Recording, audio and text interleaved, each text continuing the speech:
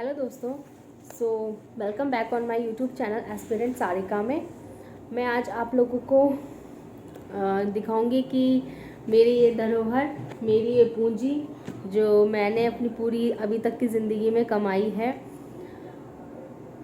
पिछले साल इन्हीं दिनों में मेरे साथ बहुत कुछ ऐसा हुआ कि फेलियर्स मैंने अपनी लाइफ में देखे। बट आज मैं इस मुकाम पे पहुंची हूँ कि मेरे लिए जो मेरी जॉब लगी है BPSC TRE 3.0 में एज अ टीचर, मैं बहुत शुक्रगुजार हूँ उस ऊपर वाले का और अपनी मेहनत का कि मेरी मेहनत कामयाब हो गई। अब मैं अपना कदम आगे बढ़ाऊंगी और अच्छी से अच्छी कोशिश करूंगी कि अपना मैं लोगों को अपने द्वारा शिक्षित कर सकूं और अच्छी पोस्ट पर जो भी TGT PGT या कुछ जो भी होती हैं उनके लिए मैं पूरी मेहनत करूँगी। बट मेरी और मेरी मम्मी, मेरे घर वालों की जो थी कि मुझे अपने पैरों पे खड़ा होना है, आज मैं हो गई हूँ। आप लोगों का भी उसमें बहुत बहुत धन्यवाद।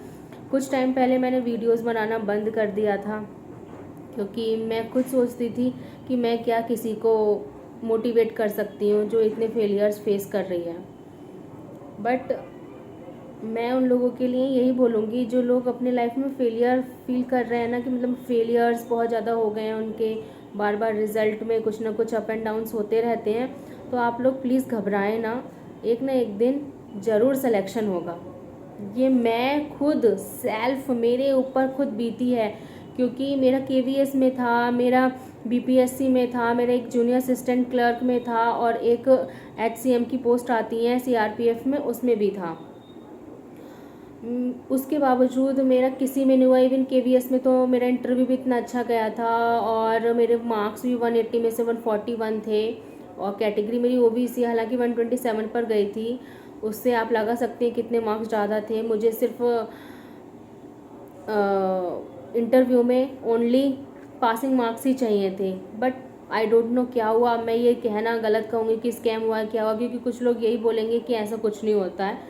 बट जो जिस लाइन में होता है ना, जो चीज़ फेस करता है उसको ही पता होता है। बाकी अपना कॉन्फिडेंस है, अपना सेल्फ कॉन्फिडेंट था कि हाँ हो ही जाना है, बट नहीं हुआ अनफॉर्चुनेटली। और BPSC TRE 1 में मेरा B.Ed में काउंट हो गया था, हालांकि मैं DLED कर रखा है मैंने।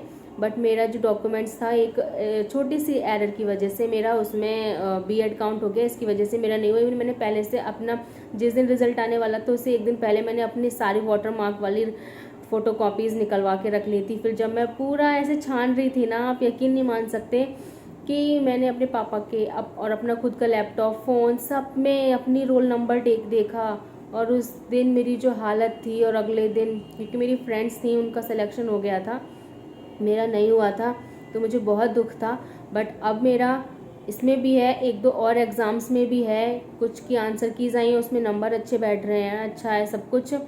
तो बस हार मत मानना। मैंने भी एक पढ़ाई का ना मन नहीं करता था, बट करती रही धीरे धीरे।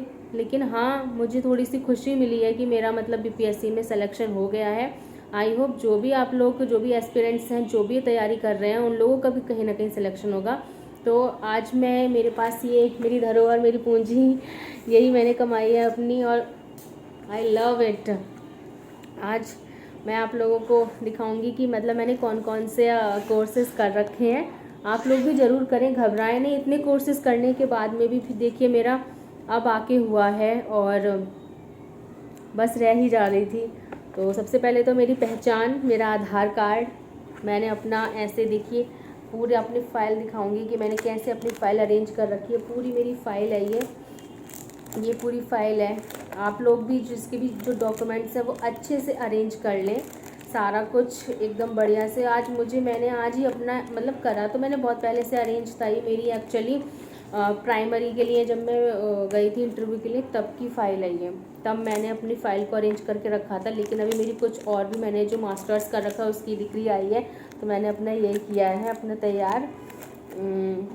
मैं बहुत खुश हूँ कि मेरी जॉब भी लग गई और मेरी ये धरोहर मेरे पास है, और आगे भी मैं कोशिश करती रहूँगी, अपनी हार नहीं माननी है। सेटिस्फेक्शन तो खैर है, लेकिन बट प्रोग्रेस करती रहनी चाहिए, है ना। तो देखिए मैं आपको बताऊँगी कि सबसे पहले तो मेरी ये 10th की मार्कशीट है। ये मैंने अपना ना बीपीएससी का ही लगा रखा है एप्लीकेशन फॉर्म।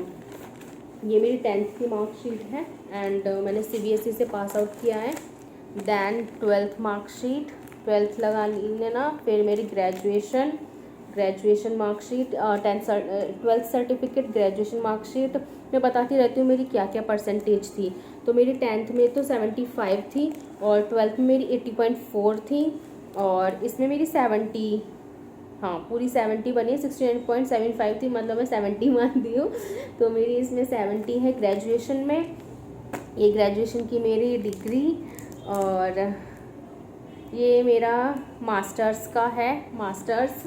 और ये हमारी मास्टर्स की डिग्री। मैं एक्चुअली साइंस साइड से हूँ। साइंस में भी मेरे पास लास्ट ईयर में chemistry and botany. I love plants so and this is, ये तो करेक्टर सर्टिफिकेट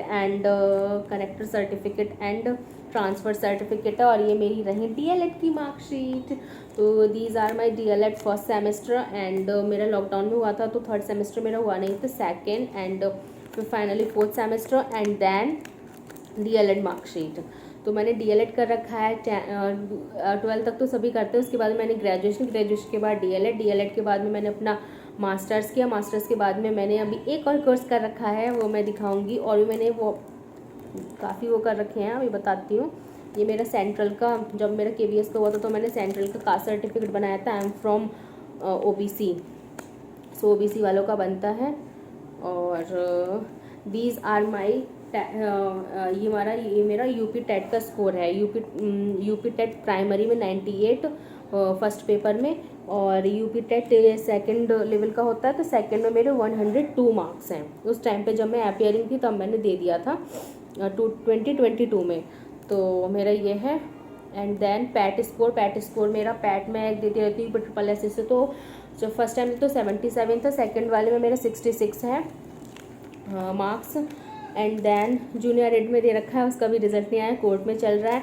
और ये मेरा short hand and typing certificate, short hand typing. और एक और जो मैं आपसे बोल रही थी कि मेरी एक डिग्री और आनी है, तो वो है मेरी बीएड। मैंने बीएड भी कर लिया कि बीएड भी कर ही लेते हैं अगर हमें डीजीटी पीजीटी इनके आगे फ्यूचर में हमें चांस मिलता है। तो मेरी सीटेट सर्टिफिकेट नहीं रहा। सीटेट में मैंने सबसे पहले दिया था, तो सीटेट का मेरा मार्कशीट नहीं है इसमें। सीटेट भी मैंने पास कर लिया है। तो देखिए पास मैंने बहुत कुछ कर रखा था पहले से ही, बट कहते हैं ना जब टाइम आता है तभी कुछ होता है। सीटेट में भी देखिए मेरा, जब मैंने फर्स्ट टाइम दिया था अपेयरिंग में तो 94 इन पेपर 1 एंड 101 इन पेपर 2। अब की जो मेरी जुलाई में मैंने सीटेट दिया है उसमें मेरा 113 इन पेपर 1 और 108 इन पेपर 2। ये मेरा मार्क्स बैठ रहा है। अभी डिजी लॉकर पे मार्कशीट आई नहीं है तो वो मैंने इसमें अभी लगाई भी नहीं है। बस यही मेरी धरोहर है। आप लोग भी मेहनत करते रहिए जो आपको कोर्स करना है। देखिए मैंने भी इतने सारे कोर्सेज कर रखे थे। ये कोर्सेज दिखाने का मेरा ये मतलब नहीं कि मैं ऐसे ही ये वो कर रखा है, बस ये है कि इतना कुछ करने के बावजूद भी जब टाइम आता है तभी आपको मिलता है। हमारे यूपी में अभी कोई वैकेंसी आई नहीं है, जब आएगी तो हम अपना देखते हैं, कोशिश जारी रखेंगे। आप लोग भी कोशिश जारी रखिए। जो भी कोर्स किए हैं उसको बस अपना अच्छे से फॉलो करते रहिए। मैंने कोई से भी कॉम्पिटिटिव एग्ज़ाम ऐसा नहीं है कि नहीं छुआ, दिया मैंने अपना। यूपी एसआई का दिया, रनिंग भी की, सब कुछ हो गया, बट फाइनल में मेरा रह गया क्योंकि मेरे नॉर्मलाइजेशन में मार्क्स घट गए थे मेरी शिफ्ट के। और भी बहुत सारे ऐसे एग्ज़ाम हुए जिसमें मैं रह जाती थी, जैसे टाइपिंग का हुआ, शॉर्ट हैंड का हुआ, ये सब। बट मैंने अपना ये कोर्स कर रखा था। मेरा मेन यही था कि लेकिन क्या है ना, हम अगर कॉम्पिटिटिव एग्ज़ाम्स की तैयारी करते हैं ना तो हम उसके फ़्लो में रहते हैं। इस वजह से मैं और एग्ज़ाम्स देती रहती थी।